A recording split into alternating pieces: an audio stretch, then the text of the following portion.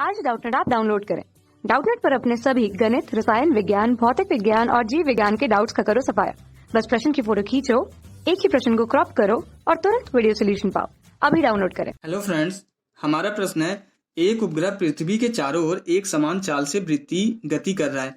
यदि एकाएक पृथ्वी का गुरुत्वाकर्षण बल समाप्त हो जाए तो उपग्रह का क्या वेग होगा।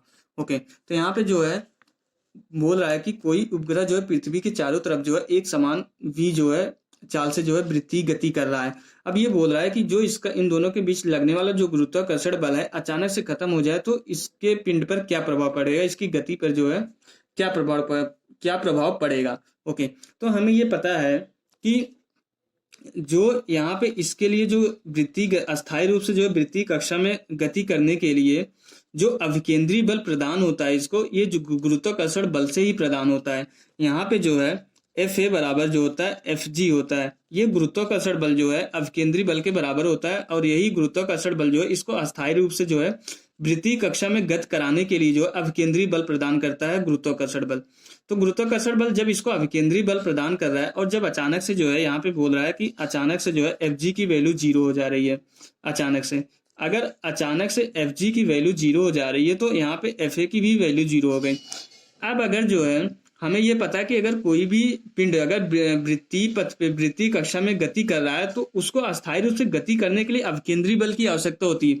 अगर अभिकेंद्री बल ही 0 हो जा रहा है, अगर इसको गति करने के लिए अभिकेंद्री बल ही 0 हो जा रहा है और कोई बल इसको बैलेंस साम्यावस्था में रखने के लिए और कोई बल नहीं है, तो ये सीधा सीधा जो है इसके गुरुत्वीय क्षेत्र से जो है बाहर चला जाएगा। तो ये किस दिशा में जाएगा, तो यहाँ पे जैसे ही Fa की वैल्यू 0 हो जाएगी, अब यहाँ पे जो है ये साम्यावस्था में नहीं रहेगा।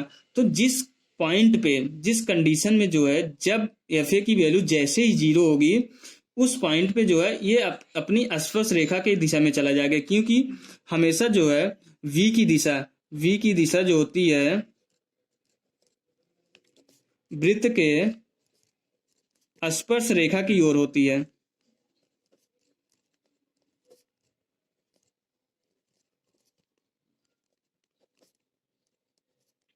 अब एक जैसे ही अभिकेंद्री बल इसका 0 हो जाएगा, जैसे ही अभिकेंद्री बल 0 हो जाएगा तो ये जो है इससे जो है जो भी इसकी स्पर्श रेखा होगी उसी की दिशा में ये चला जाएगा। तो इसलिए हम ये बोल सकते हैं उपग्रह जो है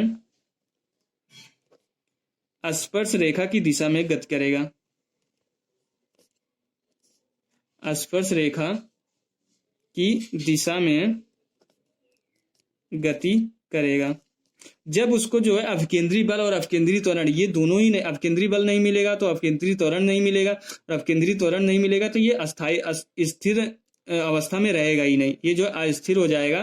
वृत्तीय गति न करके ये सीधा इसके स्पर्श रेखा की जो है दिशा में जो है चला जाएगा। तो ये हमारा आंसर हो जाएगा। उपग्रह जो है अगर अचानक से Fg 0 हो जाए तो Fa की वैल्यू 0 हो जाएगी, जिससे जो है अस्थिर अवस्था में आ जाएगी और वो जो है उपग्रह स्पर्श रेखा की दिशा में चला जाएगा। Okay, thank you.